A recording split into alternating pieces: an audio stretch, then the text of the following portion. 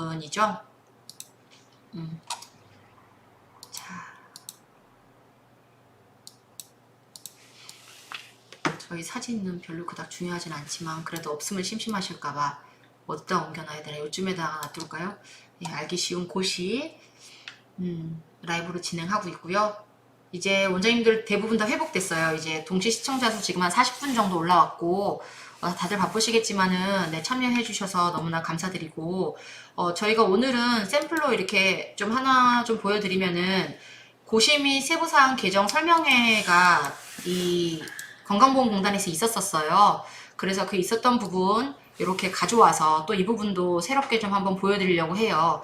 사실상 많은 내용들을 제가 저번에 강의하는 내용에서 많이 커버를 했기 때문에 이미 그거를 다 듣고 계셨던 분들은 뭐 크게 다른 내용은 없을 거지만 거기서 또 깊어진 내용들이 또 궁금하신 분들이 있고 또 각 센터들마다 또 케이스가 다 다르기 때문에 네, 센터들마다 또 궁금해 하시는 분들 있을 수 있어서 또 그 부분에 대해서 또 좀 물어보시면은 최선을 다해서 저희가 대답을 해보도록 하겠습니다. 자, 킹복지 원장님 반갑습니다. 반갑습니다. 원장님 잘 보고 있어요. 너무 알찬 내용 많이 올려주시더라고요. 저도 여기저기 공유했습니다. 네, 주은성 원장님 긴장 긴장 풀었는데 지금 네, 긴장 푸신 거예요. 되게 네. 편안하신데 오늘 어쩔 수 없이 이제 제가 좀 진행을 하다 보니까 주은성 원장님이 상대적으로 좀 긴장을 하신 걸로 보여지는 것 같아요. 그렇죠? 긴장 안 하셨잖아요. 네, 긴장 안 했습니다. 되게 편하신 저는 편한 상태인데 이게 편하신 거죠. 지금 편하신 상태이시기 때문에 네, 자 드디어 1분 다 됐습니다. 이제 저희 본격적으로 인사하고 네 시작하도록 하겠습니다. 자, 우리 얼굴 좀 되게 크다, 그쵸, 원장님? 그러네요. 이상하게 이게 필터가 없고 다른 사람들 이렇게 막 필터도 쓰고 이러는데 우리가 이렇게 정직합니다.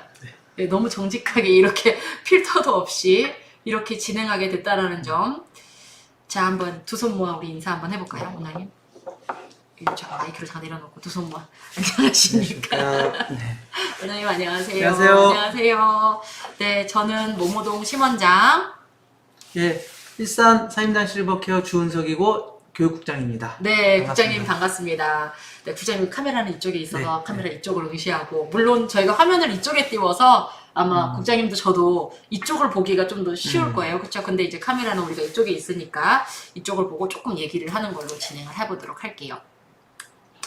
자, 만나서 반갑습니다. 오늘 선생님, 우리 원장님들하고 50분 다 채워졌어요. 그렇죠? 원장님들하고 알기 쉬운 고시 라이브를 진행할 예정이에요. 자, 3시까지 기다려주신 점 너무 감사드리고 2시에 컴퓨터에 오류가 있어서 이렇게 3시에 만나 뵙게 됐다라는 거 한 번 더 공지 드립니다. 자, 오늘 우리가 첫 번째로 일단 다뤄볼 내용은 요즘에 가장 많이 문제가 되고 있는 이 코로나에 대한 얘기 안 할 수가 없겠죠. 그쵸? 코로나 얘기 한번 해볼게요. 코로나로 인해서 방문을 하게 되기도 하고 못하게 되기도 하잖아요, 원장님. 그쵸? 네. 그럼 못하는 분들이 사실 저희 합천 지역에는 오지 말라는 집은 없었어요. 그 원장님네는 어땠어요? 혹시? 요즘에는 전 모두 방문을 하고 있습니다. 그런데 처음에 산전기침이 내려왔을 당시 네. 안 가도 좋은 점이 많아서, 그러니까 좀 많을 줄 알고 방문을 안 했어요. 아, 그러셨구나. 네, 그래서 유선통화 첫 근데 또 단계는 그때 좀 위험하기도 했잖아요. 그쵸? 그렇죠. 위험해서 안 갖고 이제 거부하시는 분도 꽤 많았어요. 특히 수도권은 네. 지금 좀 심각한 상태이기 때문에. 네. 그래서 초창기에는 유선 상담 2회로 이제 끝났었습니다. 그러셨구나. 근데 네. 최근에 산전기침 7차가 나오면서 네. 그것도 이제 계속 바뀌면서 이제 월 음. 4회 또는 주 1회 네. 이상으로 이렇게 유선 상담하도록 변경이 됐습니다. 그래서 한번 볼게요. 그러면 원래는 선생님들이 안 가면 다 좋은 줄 알았는데 사실상 안 가는 게 우리한테 좋은 게 아니더라. 그 얘기 하시는 거잖아요. 맞습니다. 그쵸? 예. 보시면은 원장님들 보세요. 방문요양보호사, 요양보호사 선생님들 입장에서 보면은 코로나 감염 우려로 수급자가 오지 말라고 하는 경우들이 있잖아요. 안 왔으면 좋겠다라고 하는 경우 장기근속 장려금 대상에서 원래는 제외가 되는 상황이죠. 그쵸? 맞습니다. 60시간 미만이니까. 그런데 일단 현재 나온 이 지침에는 3월까지 한시적으로 혹시나 못 가더라도 인정을 해준다. 맞습니다. 요거 혹시 다들 알고 계시는지 한번 확인해 보시고요. 또 하나 우리랑 또 사회복지사 선생님들이 가장 원장님들한테 제일 많이 물어보는 거, 아 그럼 사회복지사는 방문 안 해도 되는 거 아닌가? 요걸 많이 물어보는데 방금 주은석 원장님 말씀하시는 것처럼 수급자나 사회복지사가 여기 중요해요. 확진이 됐다면 그쵸? 월 2회만 가도 되는, 전화를 해도 되는데 만일 이런 것도 아무것도 아닌데 그냥 거부해서 그냥 두려워서 안 왔으면 좋겠다 하는 경우는 원래 여기에 한계가 더 있습니다. 주 1회 이렇게 적혀 있죠. 그쵸? 또는 월 4회인데 제가 요거는 그냥 뺐어요. 좀 쉽게 짧게 만들려고. 월 4회 유선 상담. 기록 및 보관은 당연히 동일하게 하셔야 되고요. 다시 그러면 저희 얼굴 보면서 한번 말씀을 드리면은 이 얘기는 뭐냐면은 방문은 안 하되 전화 상담은 할 수 있고, 전화 상담은 수급자나 사회복지사가 확진이 나면 월 2회. 월 2회. 텀은 최소한 주 1회 이상 텀을 두게 되어 텀은 가급적 두라고 얘기를 하죠. 그러면은 이제 만약 월 4회 유선 상담, 주 1회 또는 월 4회 유선 상담이 고시에 나와 있는 거예요. 그럼 기록하고 보관한다는 얘기는 우리가 기존에 적는 별지 24호서식 상담 일지를 그쵸, 적게 상담 일지, 되어 있습니다. 사회복지사 모니터링 상담 일지를 적는데 그거를 4번 적으란 얘기죠. 네. 그쵸? 왜 4장을 적으란 얘기예요. 네. 굳이 4번이라고 한 이유가 있어요. 주 왜 1회로 네 했을 때는 네네. 풀로 주 1회 이제 월요일부터 일요일까지가 주 1회입니다. 그런데 어떤 달은 월요일부터 일요일까지가 주 1회인데 예, 5주까지 있는 달이 있어요. 그럴 수 있죠. 예. 네. 한 달에 5주가 있으니까. 근데 그 5주가 풀로 꽉 찬 5주가 아니라 월요일까지인데 어떤 달은 뭐 어떤 주는 월요일만 있는데 한 주가 추가되는 거예요. 그래서 그를 이제 간과하기 쉽잖아요. 네네네. 예, 그래서 혹시 이제 이런 부분을 또 이제 완화시켜서 월 4회 이제 물론 주 1회씩 상담을 하지만 월 4회까지만 해도 인정해주겠다는 뜻입니다. 저는 그래서 월 4회라 그러길래 그러면은 3월 1, 2, 3, 4일 들어가면 안 되나? 아, 월 4회니까. 그렇게는 안 되고요. 네. 일주일 간격을 꼭 띄워야 되는 게 네. 장기 요양에서 특히 방문 요양에서 주 1회라는 의미는 월요일부터 일요일까지. 그럼 원장님 이렇게는 되나요? 화요일 날 저번 주에 갔다가 네. 이번 주는 수요일 날 갔다가 다음 주는 목요일 날 갔다가 그 다음 주는 월요일 날 갔다가. 그건 상관없습니다. 그쵸. 월요일부터 일요일까지 안에 1회가 이루어지면 됩니다. 그렇죠. 자, 원장님들 좀 이제 이 부분에 대해서 아마 좀 이해가 되셨을 거예요. 근데 사실은 제일 좋은 거는 방문하는 거죠. 그렇죠. 네, 방문하는 게 태그도 찍고 일도 수월고 또 우리 사회복사 선생님들이 사실 이거 여러 번 적는 걸 좋아하지 않아요. 맞습니다. 그쵸? 그래서 그냥 한 방에 끝내는 게 제일 좋은 것 같습니다. 근데 궁금한 거는 유선 상담을 하면 도장을 못 받잖아요. 그거는 괜찮아요. 도장을 꼭 네. 반드시 요구하지는 않습니다. 아. 예, 유선 상담이기 때문에 수급자의 확인 서명 없어도 좋고 혹여 이제 나중에 추후에 이제 건강보험공단에 질의해 보니까 추후에 나중에 뭐 이제 보호자님 만났을 때 또는 수급자님 만났을 때 다 받아도 된다고는 하셨어요. 아, 그러나 일괄 반드시는 받아도 된다. 아닙니다. 예, 반드시는 아니다. 반드시는 아닙니다. 알겠습니다.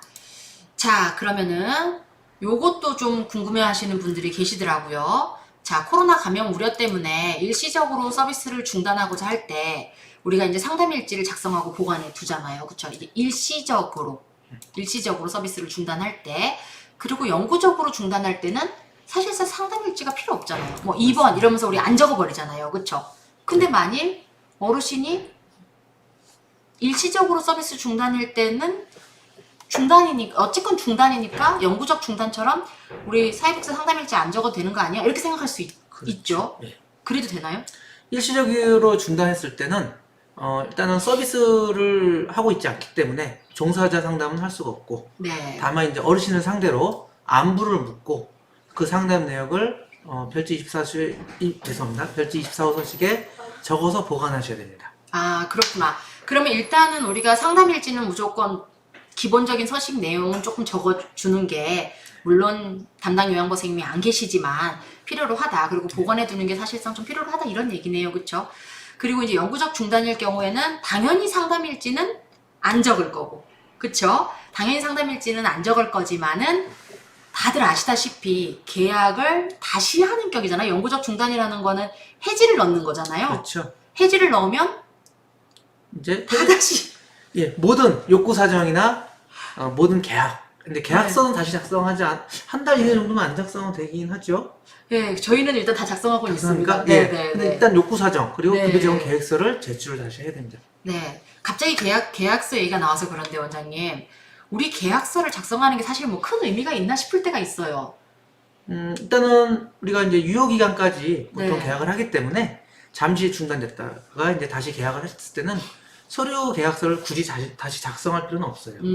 다만 급여 제공 계획서를 다시 해야 된다는 그리고 욕구 사정 등을 다시 해야 된다는 불편함이 따르는 거죠. 네, 서류를 줄여준다고 건강보험공단에서 그렇게 여러 번 얘기를 했지만 실제로 좀 서류가 줄었다는 느낌이 좀 드시나요? 더 늘은 것 같아요. 저는 오히려 2008년에 비해서 훨씬 더 많이 늘었다 이렇게 느껴지거든요. 그러니까 유선 상담으로 이제 대체가 됐을 때 굉장히 우리가 방문 안 함으로써 좀 일이 덜어질 거라고 생각했는데 네, 그 상담 일지를 2장 이상 작성해야 되고 지금은 그거를 많이 활용하시다 보니까 네, 이제 수급자가 사회복지사 그러니까 방문 상담하시는 사회복지사의 방문을 거부할 때 주 1회씩 작성하도록 했기 때문에 최대 지금 현재 기준으로는 월 4회 작성하셔야 돼요. 그럼 서류가 4장이 되는 거예요. 오히려 지금 서류에 파묻혀서 복지사님들이 너무 힘들어하세요. 그쵸, 네. 맞아요. 그러니까 원장의 입장에서는 사실 운영자 입장에서는 복지 선생님도 생각을 안 할 수도 없고 물론 수급자의 서비스의 질 이런 거 당연히 중요하지만 또 우리 근로자의 또 삶의 질도 생각을 안 할 수가 없으니까 또 근로 만족도를 또 생각 안 할 수가 없으니까 참 여러 가지로 우리 원장님들이 현장에서 굉장히 많이 고생을 하고 있다라고 볼 수 있겠죠. 예. 자, 우리 전에 이거 강의에서 이미 한번 원장님들하고 우리가 논의를 했던 부분인데요. 이 부분에 대해서도 좀 추가 설명하실 부분들이 있을 것 같아서 저희가 강의했던 부분을 또 좀 추가적으로 가져와 봤어요. 그 가산 치매 관리자가 아예 없어지죠? 그렇습니다. 네, 이 얘기 우리가 여러 번 했는데도 또 여전히 이렇게 그 좀 물어보시는 분들이 있으시더라고요. 그쵸? 진짜 없어지는 거냐? 맞습니다. 예. 2021년 1월 1일부터 프로그램 관리자 가산금 6,000원은 더 이상 산정이 되지 않습니다. 아마 청구를 해보셔서 다 네. 아시지 않을까 싶어요. 예전 네. 같았으면 프로그램 관리자 방문일에 체크하는 항목이 있었어요. 그 네네. 내용 자료 저장 프로세스에서. 근데 지금은 그 자체가 아예 없어졌습니다. 없어졌죠. 예. 아니 그러면은 사회복지사 선생님들의 돈을 안 주는 거잖아요. 다시 얘기하면 가산금을 주지 맞습니다. 않는 거잖아요. 예. 그럼 복지사 선생님이 한 10분 정도 10분 정도 5등급 대상자를 봤다면 라운딩을 돌았다면 한 6만 원 정도를 받으실 수 있었던 건데 맞습니다. 지금은 못 받으시는 거잖아요. 못 받으시는데 네. 저희 같은 경우는 받던 거 안 받으면 굉장히 신경질 나요. 그냥 그대로 드리고 있습니다. 아 그래요? 그 이제 운영하시는 데 따라서 또 달라질 수는 있겠네요. 네.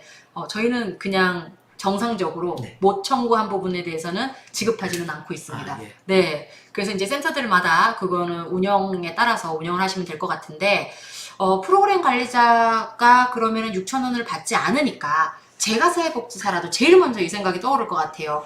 그러면 나 2번 안 가도 되는 거 아니야? 지금 현재 2번 가고 있는데 5등급 어르신들은 그럼 2번을 안 가야 되는 게 당연한 거 아니에요, 원장님? 그렇게 생각하기 쉬운데요. 지금 현재 그 고시 세부상 11조를 보시면 그 방문 방법, 프로그램 관리자의 네, 여기 11조. 예, 방문 방법에 대한 항목이 수정이 안 됐어요. 개정이 안 됐습니다. 그 얘기는 뭐냐면 치매 가산 제도 자체는 그러니까 요양보호사가 인지형 방문요양을 서비스를 제공하고 5,760원의 가산을 받잖아요. 그 제도 자체가 사라진 게 아니고 올해까지는 유지하다가 이제 2022년 1월 1일부터는 일몰이 돼요. 그때까지는 방문 방법의 변화가 없습니다. 그래서 세부 사항이 또 개정된다면 모를까 아직까지는 올해 기준으로 말씀드리면 프로그램 관리자가 2회 방문하여서 상담하는 그 방법에는 변화가 없습니다. 자, 그럼 원장님 좀 억울하다 이렇게 생각 좀 들지 않으시나요? 억울합니다만 이건 이제 어쨌든 뭐 현행 제도가 그러니까 이 부분에 대해서는 아마 이제 가산제도가 그러니까 치매 인정 방문형 가산제도가 폐지될 때 혹시 이 부분에 대해서 개정 논의가 있지 않을까 기대는 해봅니다만 음. 예, 아직은 뭐 장담할 수 없는 상황입니다. 그렇죠. 다음은 그리고 인기 검색 결과입니다. 죄송합니다. 사실은 또 이게 5등급 대상자 같은 경우는 월 2회 방문 자체가 사회복지 선생님들한테 굉장히 부담이잖아요. 맞습니다. 네, 원래 이제 60명을 돌보는 센터들 같은 경우에 5등급 대상자가 10분이 계신다. 그럼 사실상 70명을 돌보는 것과 똑같은 일을 하셔야 되는 거죠. 맞습니다. 그렇죠.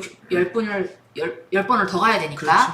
그리고 이제 치매 요양보호 선생님들 입장에서는 올해까지는 요양보호 선생님들이 5,760원의 가산을 받으시지만 이게 올해 사회복사 6,000원이 없어진 것처럼 내년에 치매 전문 요양보호사 가산이 없어지잖아요. 네, 맞습니다. 그렇죠. 그럼 맞습니다. 이제 아직도 많은 요양보호 선생님들이 모르시고 계시거든요. 네, 그 원장님들 중에서도 모르고 계시는 분들이 계세요. 맞습니다. 네, 왜냐면 아직까지 청구가 되니까 그냥 프로그램 관리자 가산만 없어지는가 보다라고 생각하시는데 실제로 치매 전문 요양보호사 가산도 없어진다는 거. 맞습니다. 네, 그게 내년 1월 1일 기준으로 없어진다는 네, 거. 맞습니다. 그러면은 누가 5등급을 하려고 할까요? 아무래도 이제 동기부여가 안 되기 때문에 안 할 가능성은 높지만 지금 당장 가산 제도 자체가 가산금이 없어지는 거지 인정 방문 요양 뭐 관리라든지 방문해서 상담하는 업무라든지 또는 치매 교육을 이수해서 요양보호사가 치매 교육을 이수해서 자격을 취득한 후에 서비스를 제공해야 된다는 이런 원칙 자체가 사라진 건 아니기 때문에 네. 자격에 대해서 변화가 있는 건 아닙니다. 근데 그때 가서 이제 제도가 가산금 제도가 폐지되는 시점에 그 부분이 변동된다면 네네. 변경된다면 모를까 현재로서는 제도 자체가 없어진다고 볼 수는 없어요. 그렇죠. 예. 자, 우리 최근에 이거 원장님들이 우리 거기 밴드에 올렸다고 그때 주 원장님 제게 네. 보내주셨잖아요. 3개월마다 1회씩 방문하는 경우 있죠. 네, 맞습니다. 뭐 예를 들어서 60명의 대상자를 모시고 있는데 우리는 사회복사를 가산 사회복사를 한 명밖에 안 뒀다. 이런 경우에는 뭐 30명씩 아니면 뭐 20명씩 이렇게 해가지고 3개월마다 한 번씩 무조건 가게끔 하시는데 자 여기 보시면은 일반 등급 대상자의 경우 3개월마다 1회 방문해도 가산금을 100% 줍니다. 예. 한 명에 대한 만일 60명이 한 명이 사회복사를 고용했다면 우리가 이걸 예시로 드는 거예요. 그런데 만일 그 중에 5등급 대상자가 있었다. 그런데 3개월마다 1회씩 방문하면 된다고 했으니까 이 5등급 대상자를 1회 방문했다. 네. 그럼 어떻게 되는 거죠? 예, 5등급은 아까 그 세부사항 11조에 나와 있듯이 프로그램 관리자 네. 여기서는 사회복지사도 되고요 시설장님도 됩니다. 네네네. 2회 이상 매월 2회 이상 방문하셔야 돼요. 그래서 5등급 같은 경우는 여기 3개월마다 1회 방문 규정이 적용되지가 않습니다. 왜? 세부사항은요 항상 이게 특별법이에요. 그쵸. 세부사항은 항상 기본적인 법에 앞섭니다. 음. 그래서 5등급을 대상자를 뭐 이번에 한 번 방문하고 다음 달에 뭐 3번 방문하고 이런 식으로 해서 뭐 보충하고 이런 개념은 안 됩니다. 안 되고, 네. 그러면 무조건 이해 이상 5등급은 하셔야 됩니다. 예. 3개월 한 번씩 돌아가든가 말든가, 예, 예. 그거는 그것대로 돌리고, 예, 예. 얘는 무조건 월 2회를 예, 방문해야 맞습니다. 된다는 거. 그래서 이 부분을 누락하시는 원장님들이 굉장히 많이 있어요. 맞습니다. 예. 5등급도 다른 등급처럼 그랬다면은 지금, 뭐, 정정 신고를 하시던지, 네. 개별적으로 조치를 좀 취하셔야 될 것 같아요. 이거랑 또 별개로, 최근에 원장님 저한테 의논하신 거 있잖아요. 뭐, 시설 대표가, 네. 이제 뭐 저야 뭐 대표가 시설장으로 근무를 하는 경우지만 그 인건비 비율 부분 때문에 대표님들께서 간혹 이제 사회복지사로 근무를 하시거나 이제 이러시는 경우가 있잖아요. 근데 이제 사회복지사로 근무를 하시면서 라운딩을 이제 많이 하시기가 어려우시니까 라운딩의 인원수를 줄이는 경우가 있어요. 맞습니다. 근데 예. 그 시에는 15인 이상 방문하여야 한다. 네. 이렇게 저는 적혀 있는 걸로 그렇게 알고 있거든요. 맞습니다. 그 네. 17조에 나와 있는 고시 17조에 나와 있는 내용이고요. 네네. 최소한 가산 사회복지사 1인당 방문하는 인원은 최소한 15인이 넘어야 된다고 되어 있어요. 네, 그런데 제가 이제 얘기를 들어보면 몇몇 원장님들이 라운딩을 하실 때 아무래도 사회복지사 선생님들이 계시니까 그분들이 조금 더 많은 인원을 하고 대표이자 사회복지사로 계시는 분들은 뭐 5명, 뭐 8명, 뭐 이렇게 이제 보시고 청구는 이제 똑같이 인건비 맞습니다. 비율을 반영하시더라고요. 그게 이제 공단이 질의했을 때 문제가 된다고 하던가요? 일단은 청구하는 데 문제가 없습니다. 그러니까 예를 들어서 40명이라는 인원이 있는데 한 분이 뭐 아까 말씀하신 것처럼 뭐 8분을 가시고 나머지 32분을 또 다른 분이 다 갔어요. 그렇다고 해서 가산이 안 되는 건 아닙니다. 다만 급여 사후에서 현지조사 등을 통해서 이게 악의적으로 뭐 대표님이 좀 자기 업무를 줄이고 오로지 가산을 받기 위해서 뭐 악의적으로 이렇게 했을 때는 환수한다고 했고요. 뭐 또 그 업무 분장에서 뭐 그 이유가 타당하다면 안 할 수도 있다고 했는데 고시를 17조를 17조 1항을 보시게 되면 반드시란 말은 없지만 15인 이상으로 방문을 하여야 한다. 머스트라는 의미로 돼 있어요. 근데 저는 그 동단 그의 답변이 좀 의심스러운 게 이럴 수도 있고 저럴 수 있다고 해버리면 나중에 어떤 잣대를 강하게 적용해서 환수한다고 행정적 해도 바뀌면 그렇죠. 나 이거 해야 한다고 적혀 있는 건데 그렇죠. 너네 당연히 했어야 되는 거 아니야? 라고 그렇죠. 했을 때 우리 원장님들이 반박할 만한 얘기가 없다. 그렇습니다. 그쵸? 네. 그 이미 법에는 그렇게 나와 있는 거니까 항상 이제 이런 부분이 문제가 되는 것 같아요. 그러니까 최근에 그 주원장님께서 그 어디 이제 밴드에다가 이제 글을 승소하신 부분에 대해서 얘기를 하나 적으셨잖아요. 물론 이제 원장님처럼 그 고시를 조목조목 다 완벽하게 따져서 확실하게 우리가 합리적이다라는 걸 어필할 수 있으면 좋겠지만 대부분은 이제 저도 그렇고 어필이 조금 어렵거든요. 그러면 이제 일방적으로 당할 수밖에 없는 그렇죠. 그런 상황이 돼버리는 거죠. 그렇죠. 그리고 또 공단 직원분들도 또 인간이기 때문에 그분들도 또 모든 걸 다 아우르고 있지 않아서 그 사람 한 명의 해석이 맞다고 할 수는 없는 거죠. 맞습니다. 근데 심지어 이제 이 방금 그 17조 1항에 대한 해석도 그렇습니다. 뭐 환수할 수도 있고 안 할 수 있다고 말하는 것도 이해가 안 되는 게 그 답변하신 분이 그나마 요양기준부에서 네. 가장 오래되시고 베테랑이시구나. 베테랑이신 분이 네. 대답을 해주신 거예요. 네네네. 예, 그래서 항상 예외를 열어두는 거, 여지를 남겨두는 거는 우리는 가급적이면 지양해야 활용을 된다. 하시면 안 됩니다. 그쵸. 활용을 하시면 안 되겠네요. 네. 지양하시라고 이 부분은 좀 일부러 더 강조해서 저희가 말씀을 드리는 게 그런 분들이 꽤나 많이 있습니다. 제가 맞습니다. 알기로는 꽤나 많이 있어서 아예 시설장에 그냥 업무를 하셔서 편안하게 그 라운딩에 대한 부담감을 없이 그냥 일을 하시고 우리는 기타 전출금이라는 파트가 아직까지는 우리 방문요양에는 있으니까 그런 부분을 오히려 활용하시는 게 더 좋을 수도 네. 있지 않을까라고 하는 그냥 저희의 개인적인 의견이고요.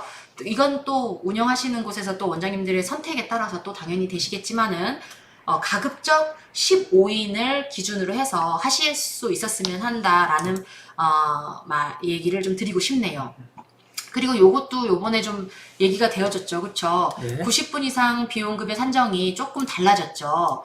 예전 같은 경우는 90분 이상 이 비용급여를 웬만하면 다 해줬잖아요. 맞습니다. 그래서 가족요양이 90분 이상 받는 거 담당 선생님 오시면은 치매가 얼마나 심한지 말씀하세요. 이렇게만 하면 폭력적 치매 있다 뭐 이렇게만 적어도 맞습니다. 됐는데 이제는 안 된다면서요. 예, 이제 이런 게 있습니다. 그래서 원래 가족요양은 60분씩 20회 정도 20회를 할 수 있게 되어 있는데 네. 예외가 있습니다. 하나는 서비스를 제공하는 요양보호사의 나이가 65세 넘으신 분이 만으로 65세 넘으신 분이 그분의 배우자를 케어할 때는 90분이 적용되고요.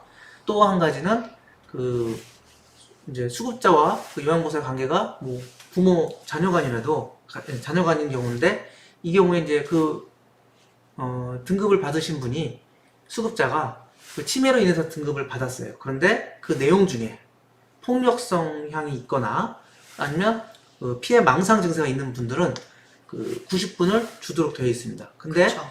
대개는 우리가 물론 이제 약 처방전이나 뭐 아니면 진료 내역을 통해서 확인할 수 있는 내용이지만 지금까지는 네네. 작년까지는 보호자의 진술에 거의 의존을 했고요.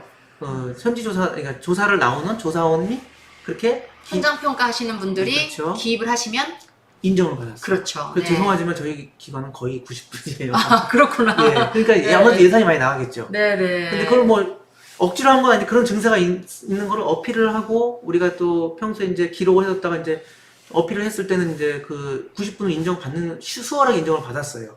근데 이제는 이제 예산이 좀 많이 나가서 그런 건지 그런가 봐요. 네. 최근 2년 내 진료 기록 또는 소견서 등을 확인한다고 되어 있습니다. 그런데 원장님, 저희도 대상자분들이 많이 계시지만은 치매 증상이 있으세요. 우리 누가 봐도 치매 증상이 있어. 그런데 병원을 안 가셔. 그리고 병원을 안 가시니까 진단받은 게 없겠죠. 맞습니다. 당연히 약도 안 드시고. 네. 그리고 치매 대상자분들이 약을 드시는 게 정말 중요합니다, 원장님. 근데 약을 드시는 게 중요함에도 약을 안 드셔요. 네. 자녀들도 그닥 중요하게 생각 안 하고 있는 것 같고, 뭐 약 먹는 게 오히려 안 좋다라고 부정적인 생각을 갖고 맞습니다. 있는 네. 자녀들도 많잖아요. 근데 그런 경우에는 이제는 못 받겠네요.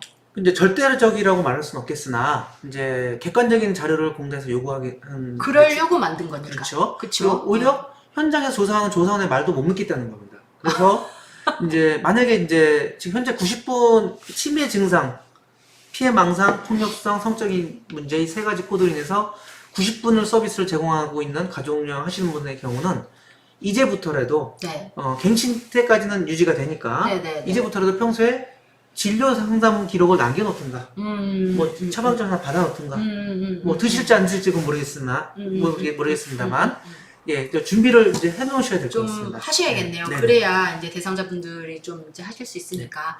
아, 그리고 원장님 지금 우리 또 홍보국장님께서 지금 글을 이제 채팅방에 글을 남겨주고 계신데 혹시나 저희가 하는 내용 중에 연결돼서 궁금하신 내용이 있으시면은 네. 지금 댓글창에 네. 채팅창에 글을 남겨주시면은 저랑 국장님께서 또 보시고 또 저희가 댓글에 답변을 또 드리도록 하겠습니다. 그래서 혹시나 궁금하신 사항 이거랑 연결돼서 궁금하신 사항 그때그때 물어봐 주시면요.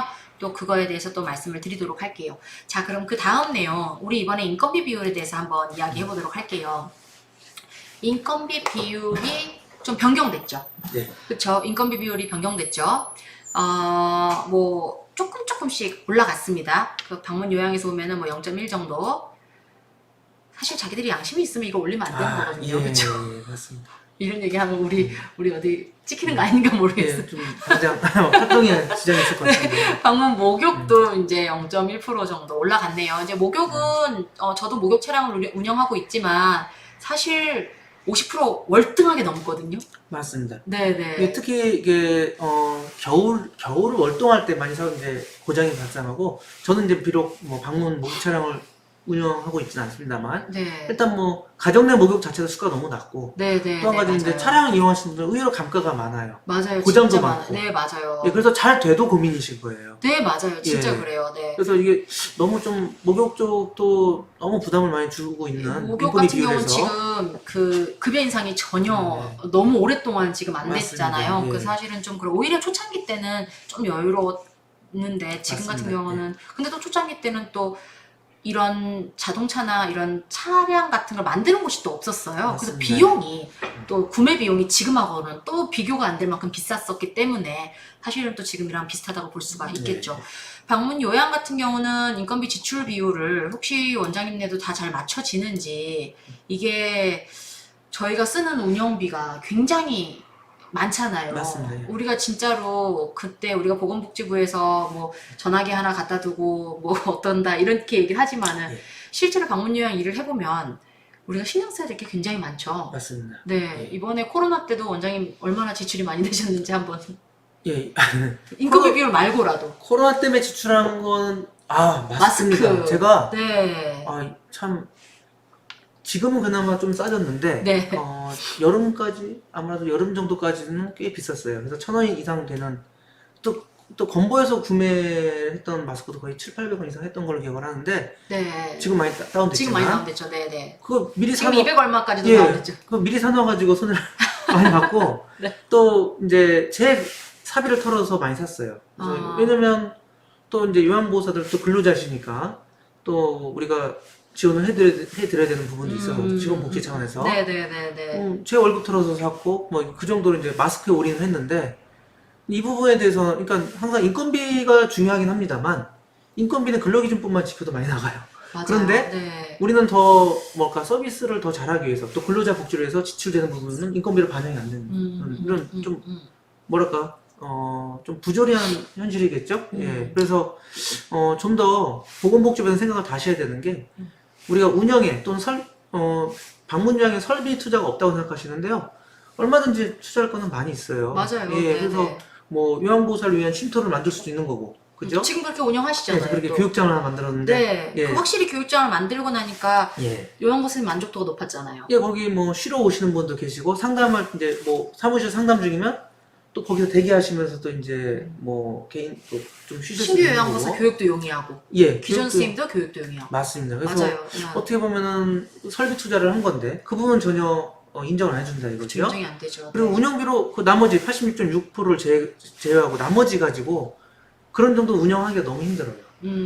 그럼 이제 예를 들어 이런 경우는 기간일 뭐 출자 수가 굉장히 많다든가 했을 때는 뭐 어느 정도 운영하겠지만 대개는 뭐 그렇게 이 86.6%를 맞추고 나서 운영하기는 턱없이 운영비가 부족하죠. 네. 부족하죠. 전화 한 대만 두고 간다는 발상은 너무나 잔인한 발상이라고 생각합니다. 맞습니다. 맞습니다.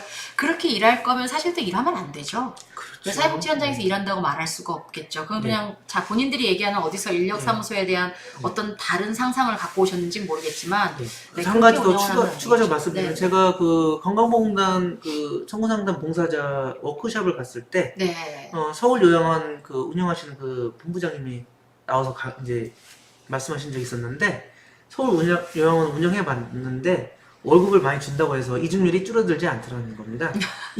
이 업종 자체가 네. 이직이 심하고 또 연세 있으신 분이 하다 보니까 조금 뭐 힘들면 그만두시고 이제 이런 일이 벌어진다는 거예요. 그래서 인건비를 무한정 많이 준다고 해서 이게 뭐 서비스가 많이 개선될 거다. 또 이거는 아니라고 생각을. 맞아요. 우리 네. 예전에 인건비를 4천 얼마를 드렸을 때나 네. 8천 얼마를 드릴 네. 때나 만 얼마를 드릴 때나 사실상 선생님들의 만족도는 돈이 올라갔다고 올라가는 건 아니거든요. 맞습니다. 우리가 담은 정말 필요로 할 때 제때 마스크를 지급했는가, 정말 필요로 할 때 이 사람을 보호했는가, 이런 게 근로자로 하여금 만족도를 높여주는 거지. 내가 500원을 더 받았는가, 1000원을 더 받았는가, 이거에 물론 좋아하시기도 하지만은 그거에 이직을 할 만큼 이게 왈가왈부되지는 않더라. 맞습니다. 그런 분들도 일부 계시지만은 그쵸. 그리고 지금 질문이 하나 올라왔는데 방문 목욕 차량 쓸 때 오폐수 처리를 어떻게 해야 하나? 아, 이분 제가 방문 목욕 담당은 아니어서 네. 어려운 문제인데 이제 혹시 목욕을 운영하시는 원장님께서 답을 주시면 더 좋을 것 같고 아니면 추후에 제가 여쭤봐서 올려드리면 좋을 것 같습니다. 네네. 여기다 또 혹시나 목욕 차량 운영하시는 분 댓글 주시면 좋겠는데 저희는 일단 또 시골이라서 예. 또 이제 여기 케이스랑 좀 다를 수 있는데 전 원장님 혹시 주변에 그 목욕 차량 중에 오폐수를 보관할 수 있는 차량들이 있어요. 요즘에 이제 만들어지는 차량 중에. 근데 그 오폐수 보관 차량들이 또 단점이 뭐냐면 오수 냄새가 또 이제 올라온다고 또 이런 얘기가 있어요. 그래서 오폐수를 원래 보관했다가 폐수 버리는 곳에 가서 하수구에서 이걸 열어서 폐수 처리를 하고 그 다음 대상자 집으로 가고 이제 이런 식으로 하시더라고요. 그 오폐수 보관통이 2명에서 4명까지 모으는데 전혀 문제가 없어서 그런 식으로 물 관리를 하신 다음에 이동을 하신다. 근데 차량들, 이렇게 센터들마다 다르고 또 기관들마다 달라서 저희도 가급적 그 폐수가 바로 들어가도 되는 곳에 주차를 해놓고 그렇게 해서 목욕을 진행하거든요. 근데 이제 도시는 이제 그게 좀 어렵다 보니까 오수물을 좀 모아둘 수 있는 차량이 있습니다. 그래서 그거를 추가 설치하는 방향도 한번 고려해 보시는 게 좋을 것 같아요. 네. 자, 그러면 그 다음 또 고시 한번 보도록 할게요. 이거 비율 이거 올라갔잖아요. 네. 나는 올려준다고 하도 공단이 얘기해서 난 다 올라갔나 싶었다니까요. 맞습니다. 실제로. 네. 근데 원장님 다 올라간 게 아니죠? 일단 네. 그러니까 그 의무사회복지사는 이제 기본 가산점수 1.8인 거는 변동이 없고요. 네네. 이제 우리 사회복지사는 기본적으로 1.2라는 점수를 주게 돼 있는데 네네. 두 번째 복지사부터는 1.4를 이제 0.2점이 올라갔어요. 네네네. 그런데 세 번째가 있다면 세 번째 분은 1.2예요. 그래서 이렇게 생각하시면 돼요. 전체 가산 금액에서 0.2가 0.2만 올라갔다. 올라갔다고 생각하시면 돼요. 그쵸. 네. 전체 가산금에서 사실상 다 올라간 게 아니라 0.2점만 플러스 됐다. 여기 보시면은 여기 1.2에서 1.4가 된 거죠. 그쵸? 네. 이것도 사실 첫 번째 사회복사도 변한 게 없죠. 네. 1.8은 동일하고. 그러니까 여기만 2명만 달라졌다. 네. 그러니까 내가 사회복사 2명을 두고 있는 센터라면 네. 약간 십몇만 원, 이제 10몇만 원의 변화가 좀 있을 수 있겠네요. 예, 이제 네. 뭐 인원수에 따라 틀리겠지만 또는 네. 이제 청구액에 따라 틀리겠지만 저희 같은 경우도 한 4, 50만 원 정도의 변화가 있었어요. 그래요? 그래서 조금 낮았다는 생각은 좀 들었어요. 그랬구나. 예. 네, 저희는 지금 현재 간호사 선생님이 계셔가지고 네. 1.2점이 아니라 1.0점이어서 그렇죠. 예. 네, 사실은 네, 좀 그렇더라고요. 다르더라고요. 네. 자, 그 다음 한번 보도록 할게요. 이제 이게 예시인데, 이거 말고도 이제 원장님들이 많이들 물어보시는 것, 이 관련된 질문들이 있었잖아요. 네. 내가 뭐, 우리가 사회복사를 5명을 뒀다. 네. 5명에 대한 가산을 다 받을 수 있나? 아, 그렇지 않습니다. 네, 일단 그 배치 가산은 사회복지사 이제 인력 추가 배치 가산은 최대 90명 이상일 때 네. 4명까지 가능합니다. 그 이상은 뭐 예를 들어서 직접 인건비가 아니라 간접 인건비로 들어가게 되는 거죠. 네, 그래서 가산이 안 되는 겁니다. 그러면은 네. 저희 같은 경우는 사실 추가 사회복사가 있는데 뭐 주간보호센터나 이런 데는 추가 사회복사나 추가 요양보호사 선생님들이 다 가산점을 받잖아요. 네. 그쵸? 근데 방문 요양은 어르신들의 서비스 부분이나 이런 걸 더 요양보호 선생님들이 일을 하시면 좀 더 윤택하게 해드리기 위해서 사회복사를 추가로 드렸음에도 불구하고 아무런 가산이 없습니다. 없네요. 4명까지밖에 네네. 받을 수가 없네요. 근데 그 이상은 사회복지사더라도 인건비 비율에 들어가지도 않습니다. 않네요. 그쵸? 그래서 그냥 사무원으로 두고 있어요. 그렇습니다. 예. 그렇게 되고 있죠? 예, 예. 네네. 자, 또 그 다음을 한번 볼게요. 이거 이미 다 한 번씩 설명드렸는데, 이거에 대한 질문, 그 사회복사 가산 배치 있잖아요. 2번 네네. 가야 되나, 한 번 네네. 가야 되나. 네네. 요거 한 번만 더 질문들, 네. 많은 질문들 있으시잖아요. 일단은 이제 5등급에 대한 방문 횟수 또는 방문 방법에 대한 질문이 많이 들어와요. 그래서 네.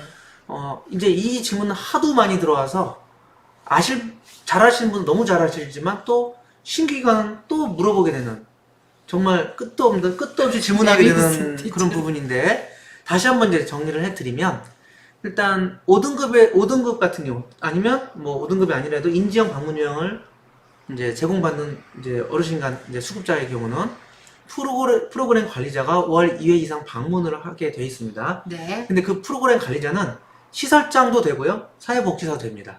그래서 이렇게 생각하시는 분이 계세요. 시설장이 프로그램 관리자니까 2번은 방문을 프로그램 관리 업무를 했다 하더라도 57조 1항에 의한 인력 추가 배치 가산을 받기 위해서는 사회복지사가 한 번 더 가야 되지 않냐? 이렇게 생각하시는 분이 계세요. 그건 아닙니다. 고시 세부사항 11조 3항을 보시면 이렇게 되어 있어요. 프로그램 관리자 그리고 프로그램 관리자인 시설장 포함해서 수급자의 가정을 월 2회 이상 방문한 경우 고시 57조 제1항에 따른 방문으로 본다. 그 얘기는 뭐냐면 사복에 한 번 더 갈 필요 없다는 얘기예요. 세 번째까지. 그래서 이거는 잘 기억해 주시면 좋을 것 같고 또 한 가지는 그럼 이렇게 방문하면 안 되냐 하는 분도 계세요. 시설장에 한 번 가고 예, 프로그램 관리자인 사복에 한 번 방문하고 프로그램 관리자가 아닌 시설장에 한 번 가면 안 되냐? 아니면 뭐 일단 그거부터 정리해 보면 그거는 옳은 방법이 아닙니다. 일단 프로그램 관리자만 방문하게 되죠. 만일 시설장이 네. 프로그램 관리자가 아닌데 네. 한 번은 내가 가주고 예. 한 번은 사회복지사가 프로그램 관리자가 가면 안 되냐? 어쨌든 예. 그것도 2번이니까. 예, 예. 그런데 맨날 그렇게 2번 가봤자 환수된다 이 말이시죠? 그냥 결론만 얘기하면. 왜냐면 프로그램 관리자가 아니니까. 일단 청구는 돼요. 음. 청구하는데 문제 없어요. 근데 문제가 될 수는 있잖아요. 왜냐면 프로그램 관리자가 2번 가야 되니까. 그렇죠. 그래서 급여 사후에서 네. 나중에 발제될 수도 있고 음. 좀 나중에 현지조사의 대상이 될 수도 있습니다. 아, 그래. 네. 저는 원래는 되지 않을까라고 생각을 했었거든요. 안 된다는 얘기네요. 또 이런 경우도 있습니다. 이제 프로그램 관리자인 시설장이 계시고 네. 프로그램 관리자인 사회복지사 계세요. 네. 그럼 시설장님이 한 번 가고 사회복지사가 한 번 가면 안 되냐? 네. 근데 이건 문제가 있어요. 뭐냐면 급여 제공 계획서를 짤 때, 급여 내용 통보서를 짤 때 프로그램 관리자를 날짜를 달리해서 2분을 세워야 되는 문제가 있죠. 근데 굳이 이렇게 해야 될 이게 너무 더 번거롭지 않을까요? 그냥 한 분이 가시는 게. 예, 그래서 굳이 그러니까 항상 고시에는 네. 빈틈이 있고 예외가 발생을 해요. 그래서 아까 말씀드린 것처럼 예외를 가급적이면 활용하지 않아야 된다. 설사 뭐 이렇게 해도 저렇게 해도 환수가 안 될 수도 있는 거고. 청구는 돼요. 청구는 열려 있어요. 그러나 건강보험공단의 잣대는 항상 바뀌는 것이므로 지금 가만히 있다가 한 3년 있다 또 환수할 수 있는 문제이기 때문에 그럴 수도 있겠네요. 항상 네. 주의하시면 좋겠습니다. 그럴 수도 있겠네요. 네. 되게 중요한 부분이고 항상 질문이 오는 부분이라서 다시 한 번 더 다뤄봤고요. 나머지는 뭐 저번에 이미 강의에서 다 많이 얘기를 했던 부분이라 뭐 크게 문제 더 이상 저희가 도움을 드릴 부분은 없을 것 같아요. 그래서 오늘은 한 이 정도에서 라이브를 영상을 보고 하는 거는 좀 이제 끝내도 될 것 같고, 혹시나 갑자기 아까 전까지만 해도 시청자 수가 없었거든요. 네. 근데 조금 전까지만 해도 한 48분에서 50분에서 왔다 갔다 했는데 지금 갑자기 동시 시청자 수가 끝나려고 하니까 한 100분 정도가 오셨어요. 그래서 원장님들께서 혹시 지금 이제 화면을 보고 하는 거는 좀 대충 정리는 됐는데요. 혹시 추가적으로 고시에 대해서 궁금하신 거 있으면 저희끼리 지금 얘기를 하면서 또 추가 안내를 한번 드려보도록 할게요. 최근에 그 다빈도 Q&A가 여기서 한번 나온 적이 있었죠. 이 건강보험공단에서. 자, 우리 주간보호 이용하면서 그거 한번 얘기해 볼게요. 여기에는 이제 내용은 아니지만 원장님하고 그거 한번 원장님한테 제일 많이 질문 오는 것 중에 주간보호 이용하는 사람이 그냥 쉽게 얘기를 해서 방문여행 이용해도 돼요? 이런 거 물어보잖아요. 네. 네, 방문여행 이용이 됩니까? 이용해도 됩니다. 그쵸? 예. 그런데 이런 건 제일 좋겠다. 내가 주간보호센터를 운영하고 있는데 네. 방문요양 기간도 운영해. 네. 이런 원장님들은 네. 정말 그러면 좋겠어요. 그쵸? 이제 올해부터 고시가 바뀌어가지고 그쵸. 예. 15%를. 예. 주야간보호센터를 8시간 이상씩 15회 이상 이용하시게 되면 네. 가산이 120%, 그러니까 한도액이 120%가 됩니다. 예전에는 얼마였죠? 예전에는 8시간씩 20회 이상 이용했을 때 한도가 150%가 들어가는 거예요. 그쵸. 예. 원래는 150%였는데 그걸 줄였죠? 예. 얘들이. 예. 네. 그리고 줄이고 되게 좋아했어요. 맞습니다. 오죽했으면은 여기 지금 건보공단의 본인들 사이트에 이렇게 딱 올려놨어요. 제가 한번 네. 보여드릴게요. 비용의 효율성을 높였다. 이렇게 지금 올라왔어요. 되게 그런데, 좋아하시더라고요. 예, 그런데 이제 문제는 뭐냐면 네. 그동안 한도액 증액하는 그런 뭐 프로그램 때문에 네. 뭐 서로 다른 급여 종류, 방문요양과 주간보호를 같이 병행해서 효율적으로 이용하셨던 분들은 대상자분들은 예. 오히려 그게 더 통합 서비스에 가까웠죠. 그렇죠. 그쵸? 또 통합제가죠. 네, 그쪽에. 통합제가를 이용하시고 계셨죠. 어떻게 보면. 그런데 지금 5등급 같은 경우는 오히려 주간보호 이용할 수 있는 한도도 모자르고요. 그 다음에 4등급 같은 경우는 방문요양 한도가 전혀 안 나오는 달도 있어요. 주간보호 이용 횟수에 따라서. 그렇구나. 네, 그래서 지금 예를 들어서 독거하시는 분들, 혼자 계시는 분들 같은 경우는 뭐 주간보호에서 이제 귀가하신 후에 이제 모시고 가서 씻겨드리고 식사가 아니라도 뭐 씻겨드리고 준비해드리고. 잠자리 준비해 주는 이 과정을 할 수가 없기 때문에 혼자 계신 분들은 또 우리 수발하시는 가족분의 부양 부담이 더 증가하게 됐어요. 그래서 네. 또 받았던 걸 또 안 받으니까 더 그렇게 느끼시겠네요. 그렇습니다. 네. 그리고 또 5등급의 경우 우리 최근에 이런 질문 있었죠. 예. 그 밴드의 질문이 뭐였죠? 그 5등급인데 우리 서비스 그 인지 활동 안 해도 예. 되나요? 예, 그런 질문이 있었습니다. 네네. 5등급이 인지 활동 안 하면 되나요? 안 되나요? 네. 인지활동은 반드시 제공해야 되는 부분이고요. 네네. 예외가 있습니다. 인지활동을 제공하지 않아도 되는 경우가 네. 2가지가 있어요. 네. 잠깐만요. 네. 적어드릴게요. 인지 활동을 안 해도 되는 경우가 2가지가 있죠. 이제 하나는 대상자가 대상자가 네. 제가 좀 그 부분 아까 올려놨는데 17조 고 17조에 있습니다. 이제 17조 7항을 보시게 되면 그 인지형 방문요양 급여가 아닌 방문요양 급여를 제공할 수 있는 경우가 나와요. 언제냐면 주야간 보호센터를 8시간 이상 이용했을 때 그 전후로 5등급이죠. 네, 전후로 2시간까지 1일 2회까지 2시간씩 1일 2회까지 120분 서비스를 네. 인지형이 아닌 일반 요양을 제공할 수가 있고요. 만약에 어르신이 천재지변으로 또는 뭐 응급 상황으로 인해서 8시간을 못 이용한 날에도 네. 일반 요양을 제공할 수가 있습니다. 8시간을 못 이용했다는 거는 결국은 주간보호를 끼고 했을 때 그렇죠.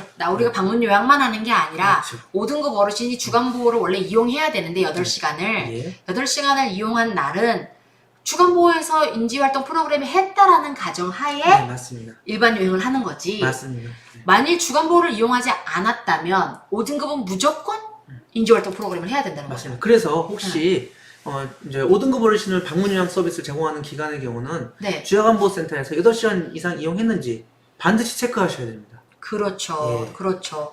그러니까 인지활동 프로그램을 우리는 진행을 못하게 돼 있지만 이미 저쪽에서 주간보호센터에서 인지활동 프로그램을 이용했다라는 가정하에 이루어지는 거니까 그 부분은 좀 주의하셔야 될 것 같고. 예, 그리고 이제 그리고 또 오늘 17조 7항을 이제 말씀드린 내용이고요. 네네. 8항을 보시게 되면 이제 인지형 방문 요양은 5등급 치매 수급자에게 주야간보호 급여와 동일한 날에 제공하여서는 안 된다라고 되어 있습니다. 그 얘기는 뭐냐면 주야간보호센터에서 이미 인지형 활동을 서비스를 제공했기 때문에 우리가 다시 인지형 방문 요양에서 인지형 방문 요양을 제공할 수가 없다. 그러니까 이미 거기서 받았다라고 보셔야 된다라는 거죠. 예. 자, 그래서 오늘 우리가 사실 처음 이런 라이브를 원장님 진행해 봤어요. 네. 어떠셨어요?